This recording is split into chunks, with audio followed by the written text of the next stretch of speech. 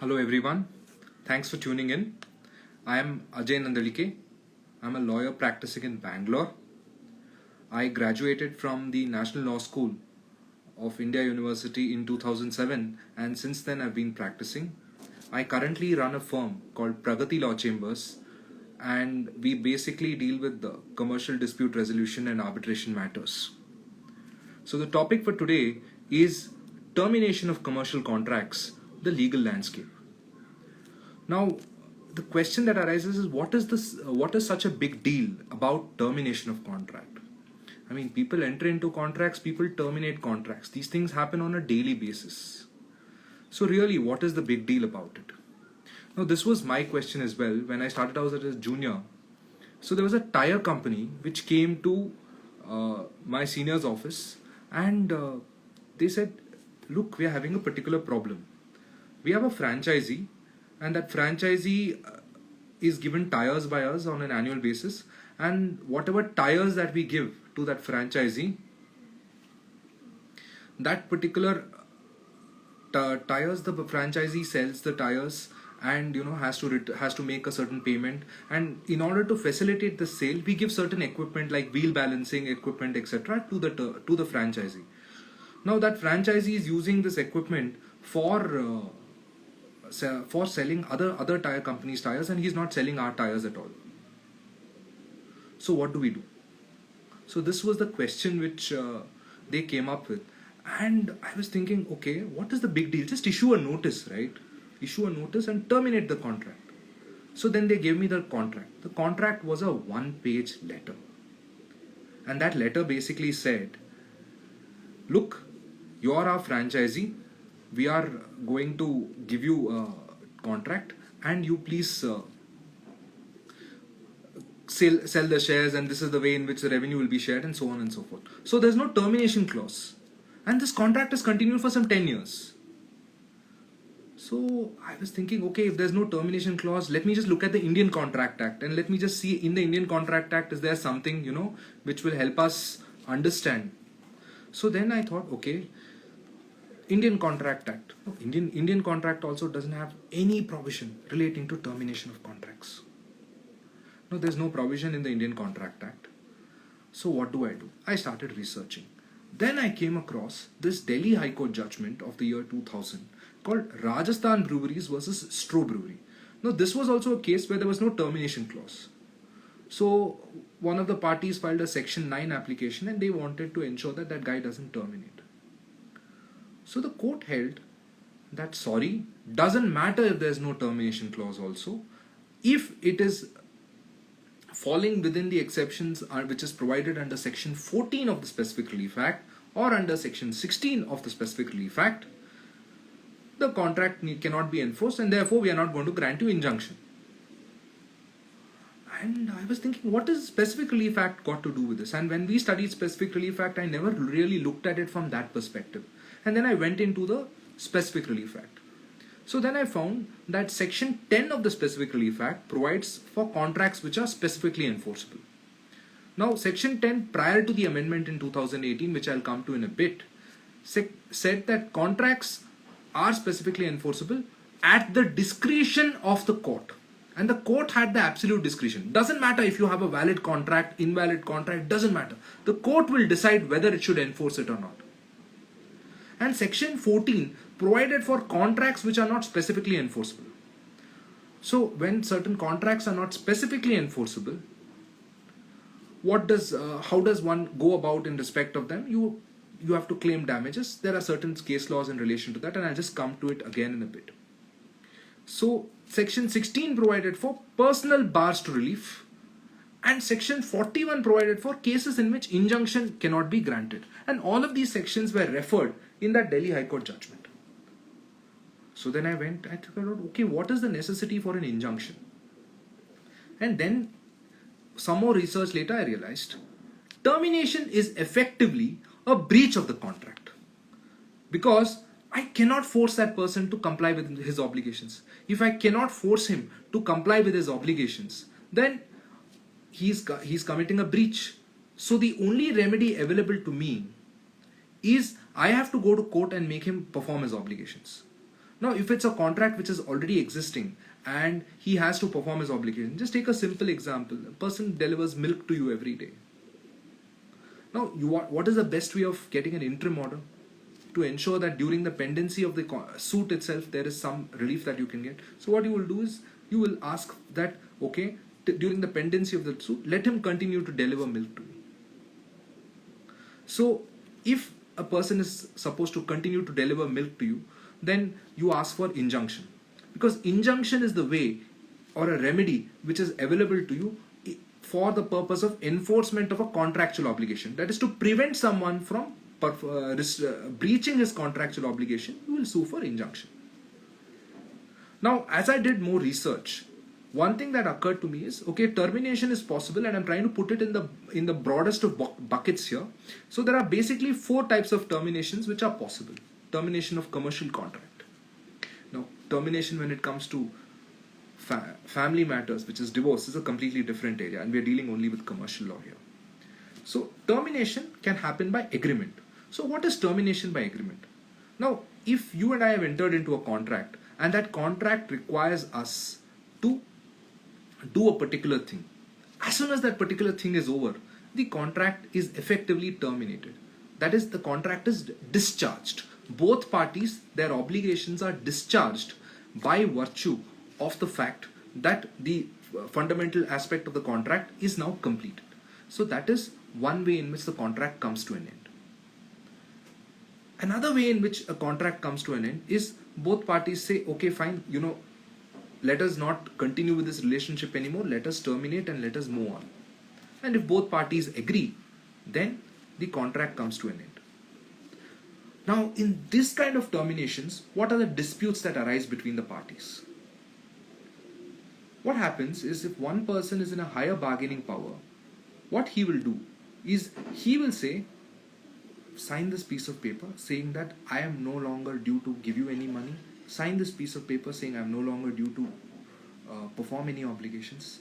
And the moment such a paper is signed by you, he will then say, sorry, you cannot now sue for specific performance. Or for whatever reason you signed it.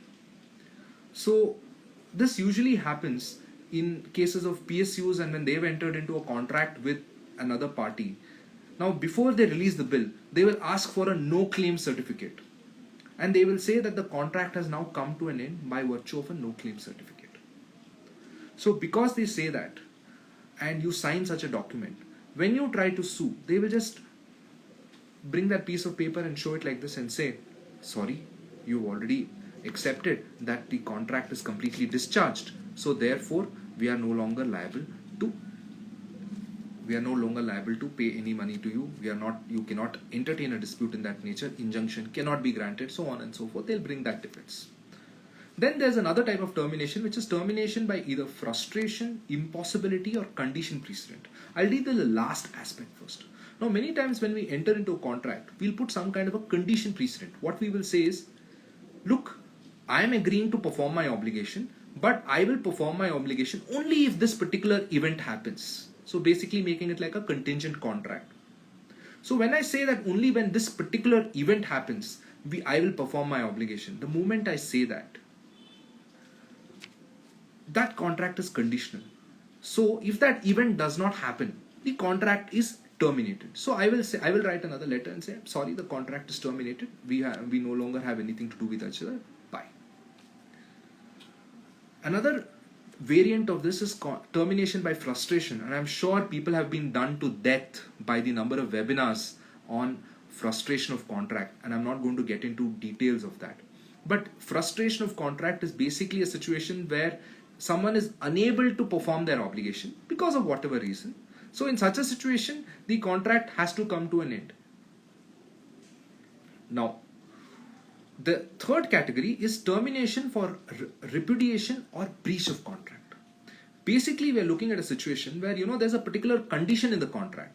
Just to give another example, that go back to the example of the milkman. So the obligation under the milkman is he is supposed to give the milk on a daily basis. The moment he does not give me a milk, okay, or he says to me that I'm not going to give you the milk, now it is open for me to either wait, see that whether he gives or not. When he does not give, sue him for breach, ask for damages. He will come and say, I have terminated the contract. So, in anticipation of the breach itself, you can file a suit and you can say, look, he's threatening to terminate and therefore give me injunction. So it's an anticipatory breach. Then there is also a concept of the fundamental term of the contract is to be is something, and that fundamental term of the contract itself is not being obeyed. What is the purpose of being in that contract? If there is no purpose in being that contract can be terminated. So that is termination or repudiation for breach of contract. Then there's termination by operation of law, and this happens when, assuming that a particular act you entered into a contract for something, and that particular act has now been rendered unlawful, or the contract has been brought to an end by a government order, then it's by operation of law if the contract has come to an end. Now, what happens when a contract comes to an end is, or if someone threatens to terminate, is you will sue that person. Now, you can sue that person and ask him to perform his obligation, or you can sue that person and ask him for damages. And here I just want to make a small distinction between a term which is often used in the same context as termination, which is a term called as rescission of contract. Now, rescission of contract is essentially a term which is used when we say that a contract is void for whatever reason. It's invalid. There are a number of reasons in which is provided in the Indian Contract Act, in which we say that the formation of the contract itself was void, and it was void for XYZ reason, and therefore I am not going to perform my obligation. And that's a defense which people take. There's also this concept called as determination of contract. Determination of contract is essentially when the term of the contract comes to an end. So assuming you and I have a contract, and that contract is for X number of years, and once that X number of years comes to an end, automatically the contract ends. So give you an example. Suppose if there's a lease deed which is signed between the parties, and the lease deed is for a period of 3 years. Now, after 3 years is over, it's a registered lease deed. After 3 years is over, do I need to issue a termination notice, or do I need to issue a notice saying, sorry boss, our relationship is now over, our legal relationship has now come to an end, the contract is determined, please vacate? Because if I say termination, then he will say you are not entitled to terminate, so on and so forth. He'll bring other defenses. But if I say determined, it works in a different way. Now, this is very important when you are even structuring contracts, and this is why I'm saying that termination of contract has very important ramifications for both people who practice on the litigation side of things as well as on the non-litigation side of things. On the non-litigation side of things, why is it so important? You really need to know as to how to structure a contractual clause such that you can effectively represent the interest of your client. And I will be dealing with this aspect of how to structure a contractual clause for termination, only a clause on termination. I'll be dealing with that in tomorrow's talk. So in tomorrow's topic, it's basically to deal with drafting a legal notice for termination as well as drafting a termination clause. So I'll be dealing with these two concepts in tomorrow's class. Do tune in for that. But coming back to this, what I have now briefly explained to you is how exactly termination happens. Now I'm going to deal with, if you're faced with a termination notice, or if you're someone who's issuing termination, what are the things you need to keep in mind? What is the legal regime that you need to keep in mind? Now, before getting into the legal regime itself, I must tell you that the legal regime has undergone a substantial makeover in 2018. This was when the Specific Relief Act was amended. The reason for its amendment was because India was ranking 168th in 2018 when it comes to enforcement of contract. So because it was ranking 168th, and now we want to bring it up, we want to show that the ease of business in India is much better, we are open for business, we decided to amend the law. So when we amended the law, we simplified it. We removed Section 14, if you see before the amendment and now, Section 14 had 3 clauses and there were sub-clauses, there were exceptions and so on and so forth. It's been simplified. There are only 4 types of contracts which are not specifically enforceable. And Section 16, they simplified it even further. They said there are only 3 personal bars to relief. So I'll deal with those 2 sections. But the most important aspect which was changed, which was the game changer, was 2 things. First was in Section 10 of the Specific Relief Act, they completely removed the court's discretion when it comes to specific performance of contract. Now, why is it important for termination, you may ask? It is important for termination because if the court has a discretion, then the court will see, oh, this is the amount of difficulty that is being caused to the other side because he has entered into this contract. You take damages, Baba, but let him go. So that was typically the approach of courts, especially when it comes to immovable property, purchase of immovable property. People will enter into documents and they will accept a certain advance when they need the money, and then when they need to actually sell the property, they will say, sorry, we don't want to sell. They'll give 101 defenses, and I'll come to some of the defenses towards the end. And the courts and Supreme Court also in many cases has said it is the discretion of the court, and court can choose not to exercise the discretion in a given series of facts and circumstances. So therefore, there is no certainty as to whether your contract will be specifically enforced or not. Now, if you have no certainty that your contract will be specifically enforced, and you're a foreigner who's coming to India and you see that your contract is unlikely to be specifically enforced, simply because of the section which is there's no certainty. Then what are you going to give rating for ease of business? You will say, if I enter into a contract with an Indian, I have no guarantee that I will win in court, and I have no guarantee when I will win in court. So this was an issue which the amendment sought to address by saying that there is no discretion. If you have entered into a contract, though all contracts are specifically enforceable except those subject to the provisions of Section 11(2), Section 14 and Section 16. So except these 3 sections, the contract is specifically enforceable. Now, what does it mean?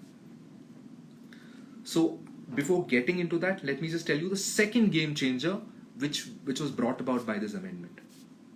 Now, the standard defense which used to be taken before 2018 was that the defendant says that he can claim damages. There is no need to specifically enforce the contract because damages is adequate compensation, is an adequate remedy.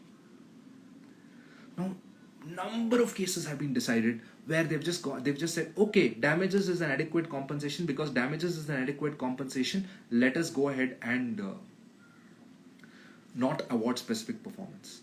So that was another thing. Discretion was one, damages was another one. So if you could claim damages, then automatically you are not in a position to claim for or sue and succeed in specific performance.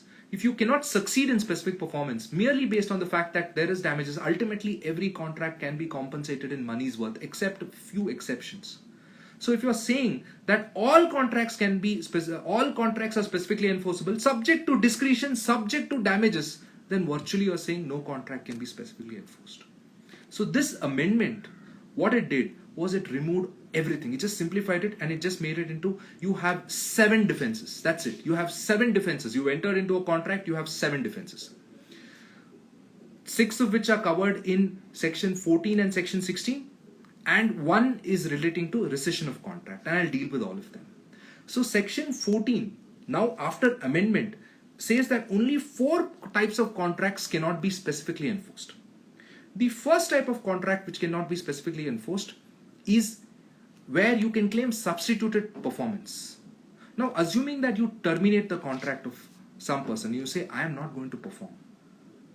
If that person can obtain the same service from another person, to go back to the milkman's example again, if you can buy milk from another person and you do so, but assuming that there is some amount of extra amount that you have to pay for that, then for that extra amount that you are paying, you can happily sue him under the amended Specific Relief Act, and you can say that give me this much amount of damages. Now, the law also amended to allow you to claim additional damages if that person doesn't specifically perform. So therefore, to that extent, it has given you that additional protection as well. So substituted performance is one such defense, which is basically you will come out and say, I'm sorry, I'm unable to perform. And see, so this is a good defense for someone, if you've agreed, you've agreed because you have certain amount of competencies. You've agreed because you had a particular type of machinery with you, and you could have done that particular work for that person because you had that machinery. But now you don't have that machinery. So then you will say, please obtain substituted performance from elsewhere. I cannot do it for XYZ reasons, and I will pay the damages to you, whatever is the loss. So this is one defense which is available, which will ensure speedy resolution of disputes. The second thing is a contract which involves continuous duty, which cannot be supervised by the court. Basically, this is the type of relationship where there is a long-term contract which is between two parties. So there is a franchisee agreement, and I have made you a Maruti car franchisee. So therefore, I have to give you cars every year. I have to give you X number of cars every year, and you have to give me the accounts. We have to do 101 small things. So if you have to do all of these things, there's continuous performance of duties. It can't be supervised by the court. So even if I breach one part of it, you can't supervise it. So those kind of contracts cannot be specifically enforced. And the logic is fairly simple.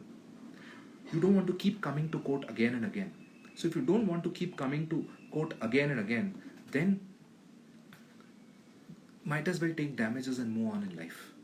So that is another type of contract which cannot be specifically enforced. The third type of contract, it relates to personal qualifications. So if it involves personal qualifications of persons, and if it involves fiduciary character, and here is a very famous case which is related to cricket, which is Precepti Mark versus Zahir Khan case. Now this was a case where there was a contract with Precepti Mark had with Zahir Khan for representing him as his agent for advertisement contracts and so on and so forth. Contract was for a particular period, but there was a clause under which, assuming that you want to enter into a contract with another person, you have to first give me the right of first refusal. So that particular contract was questioned because Zahir Khan said, no, I'm not going to do it, I want to go to somebody else. So their court said that no, this particular it relates to person's personal qualifications and so on and so forth, and therefore I am not going to allow specific performance of such a contract, because see, these are all matters of trust. If it's a lawyer, assuming you have appointed me as your lawyer for a period of 10 years, and there's a valid contract and all that, you don't want to come to me. You've lost your trust in me. So if you lost your trust in me and you don't want to come to me, or you feel that my rate is too high and you can't afford me anymore, why should you suffer? And why should you continue taking my services? So to allow for all of those things, such contracts the law will not enforce as a policy measure. Then the fourth type of contract which cannot be specifically enforced is a determinable contract. A contract by its nature is determinable.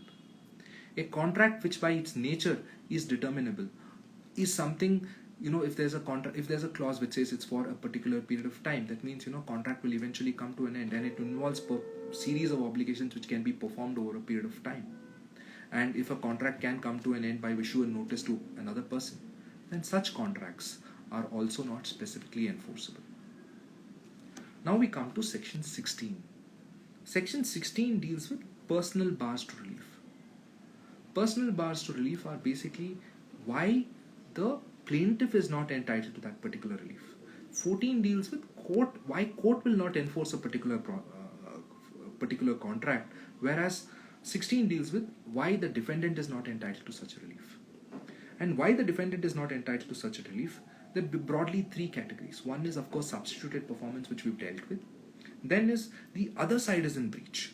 So, there is a particular term of the contract which the other side did not perform. Because the other side did not perform that particular term, you don't want to perform your term, your obligations. And therefore, you're entitled to claim that, no, I'm not going to perform because he breached first. Then the third category is the other side was not ready and willing.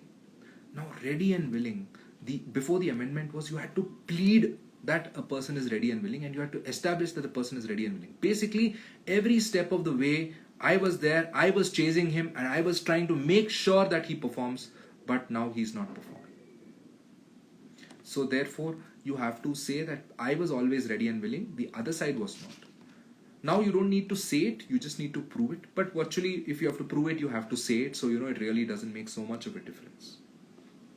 Now, let us just go back one step and see what is it that we have examined from all of these things. Now, if I want to terminate a contract, you have to sue me to ensure that the termination doesn't go through. If you just keep quiet, then it doesn't matter. But if you sue me, assuming that you sue me and you try to ask for ensuring that the contract is performed, then I have to establish that it comes within any of these 7 categories. And I discussed 6. The 7th category is relating to invalidity of the contract. So I have to prove that either the contract is voidable, or I have to prove that the contract is void, because it falls within one of the categories. If it's either for fraud, lack of consent, undue influence, it could be contracts which are in violation of public policy, it could be contract which is in restraint of legal proceedings, and so on and so forth. There are several explanations and sections in the Indian Contract Act which deal with all of these aspects. So I have to bring my case within that. I have to say, when you sue me for termination of contract, I have to say that, look, this is the way, this is my defense, that the contract is not valid. Now, is it open for me to say that the contract is not valid when I have willingly signed it with open eyes? Of course, the burden is on you to show that yes, the contract is not valid for XYZ reasons. Similarly, the burden is on you to show that the court should not enforce this contract for XYZ reasons. So therefore, since the burden is on you, you have to establish with facts that as to why the contract should not be granted. And here there are a few other amendments to the Specific Relief Act which are also of relevance. One is the amendment to section 41 as well, which allows you to claim which allows you to sue for injunction as against a breach of a contract. So there also the damages clause has been removed, and also certain other aspects have been brought in. Not to get into details of that, but that's broadly relating to aspect of termination. Now, assuming that a person has only breached the contract, he has only breached it, he is not saying anywhere that he has terminated it. Can you presume that the contract is terminated? And this is where there is a lot of thought which you have to put into when you're drafting your plaint.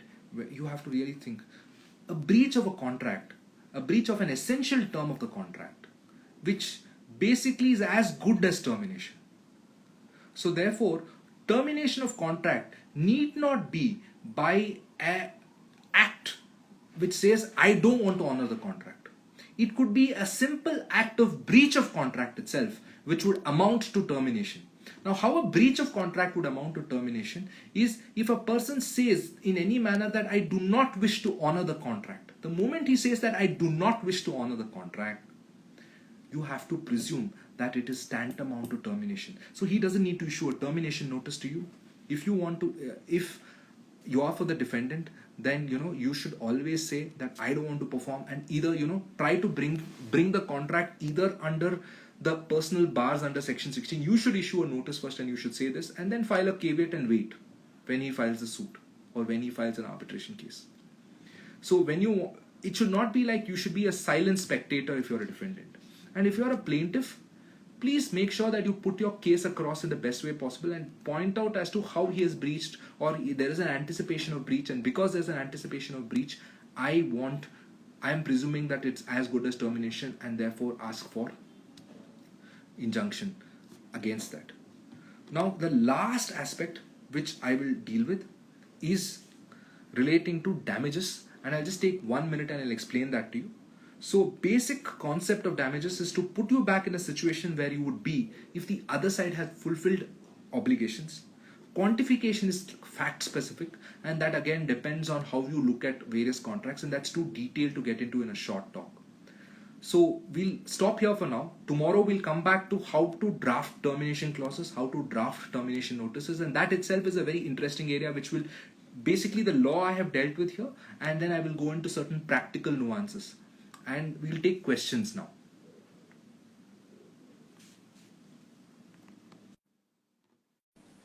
Yeah, Govind. So Uh, Hi, Hi, Govind. hi, Mr. Ajay. It's an honor to have you. It's really an honor. There is not enough that can be said about you, and that would not, that would ever do you justice. Of course, I'm not trying to praise you or anything here. This is the actual truth. Like the entire lecture was crystal clear. Thank you. I hope everybody enjoyed it and it was useful. Oh, of course, it is. I had no idea that termination was not in the Indian Contract Act. I had no idea. So that's they say, right? You learn from other people's mistakes. Life is too short to learn from your mistakes. One sec. I'll just join you again. One sec.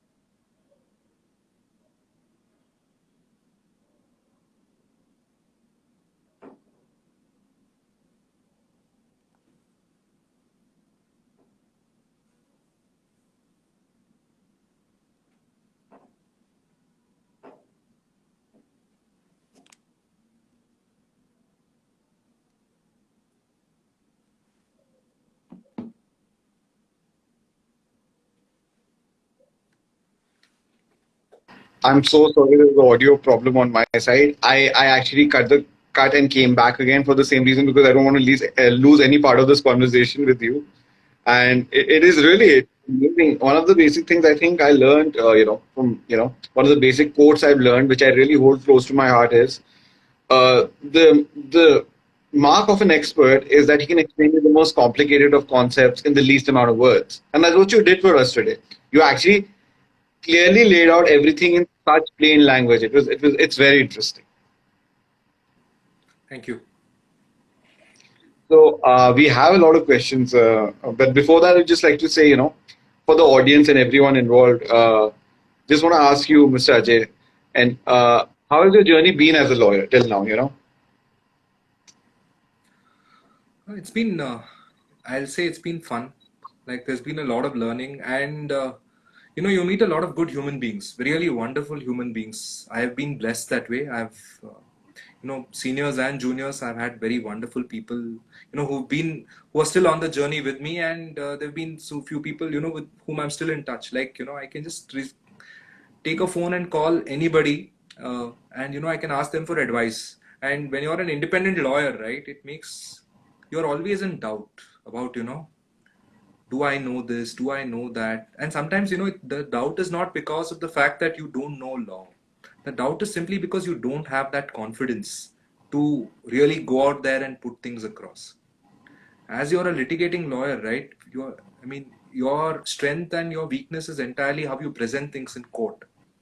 And when you have that doubt, and you just talk to people, and you see how things are going. And so many times it's so happened that I've argued in court and I've come out, and someone senior to me has come out and tapped my back and said, "You've done a very good job." My opponent has told me, "You've done a very good job." And these are things, these are experiences which really help you. And they really need not do that, because everybody is busy with their own Yeah. lives. Yes. But to just check in and to just say that you did a good job, it makes you feel, yes, you may lose a matter. See, because as a junior, you will lose a lot of matters. But if you, Yeah, I think we should all be prepared for that. okay, let me just clarify that I, as a junior, may have lost a lot of matters. You may have not lost. So let me just clarify that. But so it makes a lot of sense. It gives you a lot of reassurance. And when you have good people who are helping you also, and they help you learn. Like I have learned a lot because my colleague has come and asked me a particular question. It was a colleague, I never practiced criminal law. Someone asked me, I want to do criminal law, and I learned because people pushed me. And that's another part of the journey, which really has helped me grow. Like I never used to do certain areas of law, be it criminal law, matrimonial law. Now I know a little bit because someone has pushed me. And that, I want to just say that, you asked how was your journey been? And like, this is something, from the seniors as well as juniors, when people are there who are your well-wishers, who are blessing you, you will feel happy. I don't think, you need to really do well as long as you're happy with what you're doing. And if people are, there for you, that people are there for you. That's enough, I see. Yeah, I completely agree with you on that. I just feel that, you also are someone who's been very intelligent. So, we shouldn't always hold ourselves to your level. You've done a lot, and there's no anyone who knows you knows the brilliance of your, legal fraternity. You do No, I hold. think you should stop, and I think we should give people a disclaimer. So Govind has been unfairly and and biasedly influenced by me because he knows me for a large number of years. He knows me since the time he was in high school. Yeah. So he's been very unfairly biased because his elder brother has been filling stories into his head about me. So we should clarify that to people and tell them that okay, appearances can be deceptive, or Oh, I don't think so. some stuff I can think I've just heard factual stories about you, and I go like, I can't do that. I just go like, I can't do that. Ajay Bhaiya is too smart. I can't pull off what he has done. So so definitely Yeah, yes. let's get to questions, yeah, because we have Yeah, less I'm time. gonna, I want to get, I want to start with that only. So I am one of the first questions I have is if an employee's contract is terminated, can he sue for specific performance in a civil suit? See, so here, see, the law is fairly settled, and you will find an enormous number of judgments on this, where people sue, either they file a writ or they file a suit. So the law is like this. So if you are a protected employee, that is a protected employee is an employee who's protected under the Industrial Disputes Act. You must be a workman under the Industrial Disputes Act. If you are a workman under the Industrial Disputes Act, then you have a recourse for saying that your termination is invalid, but you will go to an industrial court and do it. If you are you are holding a post which is either your conditions of service are controlled by the constitution, that is either under article 311, if you're a central government employee or you're a state government employee, then your terms of service are regulated under the constitution at some level, or under an act or under a statute. Okay. Okay. Then you can sue, you can ask that your termination be declared as invalid. But otherwise, if you are a person who is not a protected employee, like for example, if you're a professional, or if you are a bank manager, or if you are in a high managerial position, then you cannot sue for saying that your termination is not valid, because you have the freedom of employment. You don't have the protection in law. So what you will do is you will ask for damages. And even on damages, in 1958 itself, the Supreme Court has laid down the law. I just am not able to remember the judgment, but basically it said, if the contract provides that the termination of employment can be done with 1 month's notice, you are entitled to only 1 month's damage. Okay. But if it doesn't provide for that, then you are entitled for, at best, you are entitled till the time you find another job. And it cannot be endless that you can't do it. So that's basically your remedy in law. But coming to how to draft an termination clause for an employee, what can an employee do and all those things, that we'll deal with tomorrow. And that's a very interesting area. Yeah, tomorrow we have the drafting of a termination notice and at drafting of and at I can't hear you. Sorry, termination clause. Termination clause.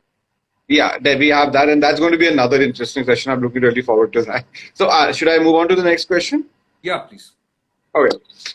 So, we were once talking, and you were telling me that Hari Salve has had a major role in formulating the law and specific performance, right? Can you tell me? Can you elaborate on that, or can you tell me more on it? Like, so see, when you study the law, right, you'll see who's the lawyer who brought out a proposition which has completely changed the law. So there are the legal two landscape. Yeah. There are two judgments where Harish Salve was the person who was responsible. One was in 1991. This was a case of Indian Oil Service versus Amritsar Gas Agency. Now, Harish Salve was the Additional Solicitor General at that point in time. Okay. And Okay.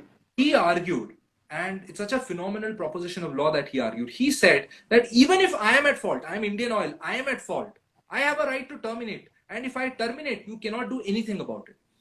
Because the contract by its nature is terminable. And in that particular case, it was a gas agency agreement, and that a gas agency agreement had a clause saying parties can terminate. Parties can terminate if there is, for whatever XYZ reasons, you could terminate it with 1 month notice. So he said, even if I am at fault, the fact is the contract is determinable. The moment the contract is determinable, you can terminate. That is one judgment. Another one is Gujarat bottling. Now, Gujarat bottling is a very unique case. What happened is this was basically a battle between Coke and Pepsi. So Gujarat bottler was one of the bottlers of one of these people. And what the other side did was they engaged every single senior counsel available in Bombay and Delhi. Okay. Sorry, every single senior counsel in Bombay they engaged. So Harish Salve came from Delhi to Bombay and he argued the matter. And what Yeah, he because argued, none of the seniors could appear for the other side now. because every so what they basically Everybody had appeared for one side. Yeah, so this is basically a tactic which you follow if you want to block a senior counsel, right? You send him a brief and you send him some, you say that I may engage you and so on and so forth, and then you block the senior. So he came to Bombay and he argued, and what he argued was that the essential argument was that if there is an agreement to restrain someone from doing a particular thing. So if such a clause which is there, so what had happened is they wanted to terminate the bottler and they wanted to use him for the other side. So he argued and he said that look, this kind of a contract, it does not fall foul of Section 27 of the Contract Act, because you cannot say that there is a restriction. If I put a particular restriction, that restriction is valid or not, that issue cannot be gone into by a court for various requirements. I don't want to get into too much details of it, but Gujarat bottling was a case where it was held effectively that injunction can be granted to restrain breach, because putting such a clause is not invalid. To say that you should not do work for, if you're doing work for me, which basically means you should only do work for me, you cannot do work for another person. One such a clause is that you should honor that clause, and that clause is not violative of Section 27 of the Contract Act, was what the Supreme Court held. From Bombay, it went to Supreme Court, and both places they succeeded. Oh, wonderful. So, I actually, we were talking to, I think, Mr. Chandok a few days ago, and one of the things he did say was that that a lawyer is just as instrumental in making the law as any other body. And, he has to, bring something to the foray to assist the court to come to, and this is something like you're saying, Harish Salve sir was able to change the legal landscape when it came to these things. Yeah, and these are the two most cited judgments. You will find these judgments being cited on a daily basis in most of these type of cases. So, that's the reason why it makes a lot of sense. Because I've heard of those. Because otherwise you can't remember judgments. Something you have to keep in mind to remember judgments. So this is a story I tell myself to remember judgments. So, like, what is the story? No, that Harish Salve was the person, Oh, okay. So you retain the judgment in your memory. Yeah, that's. Oh, okay. Wonderful. Okay, should I move on to the next question now? Yeah, please. Okay. Can one party have a unilateral right to terminate a contract? And, if that is the scene, what to do in such a situation? Okay, only one party. So this is covered under a judgment called Her Holiness Sangram Shanti Devi Gaikwad versus some Gujarat person. It's a 2001 Supreme Court judgment. Okay, So that judgment basically held that, the argument there was, look, if you have a unilateral right to terminate, which means where is my consent? You should have my consent, right? You and me both enter into a contract with consent. And when we are entering into a contract with consent, how is it possible that one person just has the right to terminate? That was the argument which was made. Supreme Court said, sorry, nothing of that sort. One person can have a unilateral right to terminate, and if that person terminates the contract, you have to deal with it as long as that person has a right. Now, coming to your next part of the question as to what a person can do in such a situation. Now, only remedy which is available to you is you can sue for damages. You can sue for damages, and you can say that, sorry, your unilateral termination has resulted in these losses to me. So, assuming that there is a clause which says I have a unilateral right to terminate at any point in time. Okay, interesting. Then the question, damages to what extent can I claim, is a question, which again depends on the facts of the case. But the law is fairly settled that, you can claim for unilateral termination. You can have a unilateral termination clause. That's very interesting. Should I move on to the next question? Yeah, please. Okay. Please. Can we file a writ petition if my contract is terminated? And what situation will this be entertained by a court of law? Power on.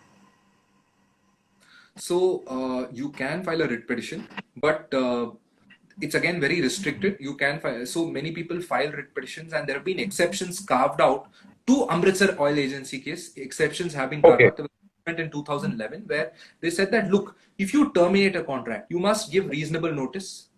It should not be arbitrary. It should be based on some valid reason. It cannot be for Okay. a stupid reason or whatever. Because you don't like my face, you can't terminate. Because you're an instrumentality of state.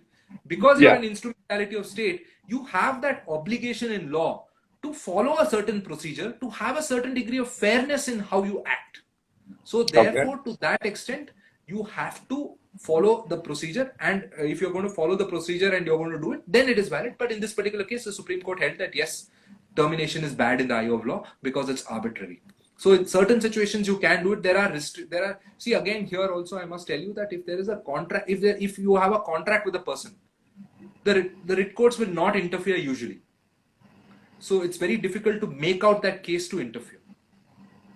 But it can be. And against, if you're an employee and you're filing a writ against the state, you can do it. That's it. So otherwise, in commercial contracts, people do file writ petitions against termination notices, and to some extent they are heard. And you know what typically the court does is this. What the court does in most, because I appear for a few PSUs in Karnataka, and against the termination notice, what people do is they will say make a representation to them, and after you make a representation, let them pass some orders, and then you see what you do with that orders. So basically giving them some kind of a relief. So when we pass the order, right, we say that it's a purely contractual action. These are the conditions of the contract under which I'm terminating you. But if I'm terminating you for something which is not there in the contract, if I'm terminating you because you did not do something for me, which is not provided in the contract, then that can be challenged. So there are a series of judgments on that also. Interesting. So a writ petition can be entertained, but then again, we as lawyers have to be very crafty. When you draft it, yes, there are exceptions and there are ways in which you do things. So certain types of see, there is one judgment, some Radhakrishna Agarwal versus State of Bihar. It's a 1965 judgment, I think. Now that judgment tells you in what situations in a contractual matter writ petition can be entertained. The law is from there; it is kept evolving, but that judgment's a very good place to start if you want to really look at how the law has evolved. Okay, wonderful. Okay, we have another question. If I may ask, is there a situation where damages are awarded in kind and not in cash in this commercial disputes? Like, is there a particular scenario where this will only happen? Like, you can ask for in kind? See, when you're asking something in kind, right, you're basically asking for specific performance only. Like, for example, if you are saying that, I had to give you a bag of oranges, okay? Yeah. And I've not given you that bag of oranges. Correct. You will sue me and say, Ajay, give me my bag of oranges. Yeah. So instead of giving me a bag of oranges, give me another bag of oranges, you can't say, right? Yeah. So you will Probably the oranges have gone bad also. Yeah, if the oranges have gone bad. No, I'm just kidding. So yeah, so by the time the litigation gets over, the oranges would have gone bad. No? Yeah. So yeah, the probably trees would have come out. You would have a massive orchid of oranges. So my point is, I think what the person here was trying to ask was that is it like ever happens that instead of giving money, people just pay it in kind, like not in specific performance, but just pays you in kind, or the government directs that instead of doing a specific performance, yes, you are owed money, but you take this. Is that in a scenario maybe if the other side is going bankrupt, then maybe does that happen? No, you are entitled to money only. So damages is only in money, Okay. never in kind. Okay, so just before we cap it off, I think this was our last question, and thank you for again doing this, Ajay, Mr. Ajay. And just one question I have is, what are the case laws you would tell our audience to study? First thing what you should do is you should look at this Delhi High Court judgment called Rajasthan Breweries versus Stroh Brewery. It's a 2001 judgment. Okay. So that judgment, that was where I started. And I had read that judgment a while back, and then I had an opportunity to read it again now because we had a opinion for which we had to look for that judgment. And that judgment was basically something which Uh, that's a good starting point because that judgment is referred by a lot of other judgments which explain a lot of things. Then you should also look at the judgment of Indian Oil versus Amritsar Agency. Then you should look at few other judgments, like there's this, I was saying you, Shanti Devi Gaikwad case. That's a good judgment. But Okay. now, see, the thing is this, now what I want to tell everybody is 2018 the law has completely changed.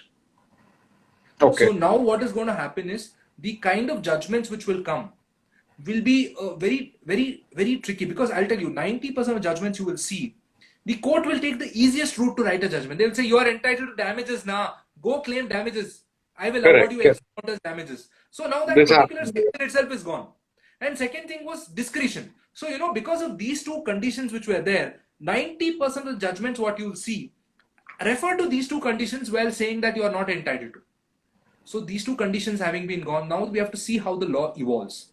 But broadly, the principles what I said, right? These principles will apply, and you'll really need to look to make innovative defenses within these sections.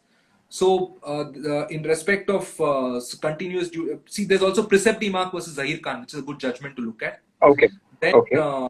I see, in respect of continuous duty which cannot be supervised, there are a lot of high court judgments. I have not come across a lot of Supreme Court judgments which have dealt with these two exceptions. There may be few here and there, but broadly these are the judgments which I would say that, which immediately comes to mind to say that you should look at. All right. That's a good starting point for anyone who does want to understand termination of commercial contracts. Yeah. Well, like I said, it's an honor. And I just don't say it because I've known you a long time. I've known, I would say, I know Ajay Bhai is one of the most intelligent men I met for a long time in just terms of law. And your technical brilliance is, of course, unparalleled, at least in my eyes. So it's great, sir. Thank you for taking out the time, Mr. Ajay, to come here and do this. And we are looking forward to the lecture tomorrow on drafting of a termination clause, and going through that, because this is more of a commercial law series we are doing, and it's for all the people looking to do commercial law. So thank you for sharing your expertise, and thank you for just being here. Thank you so much. Thanks.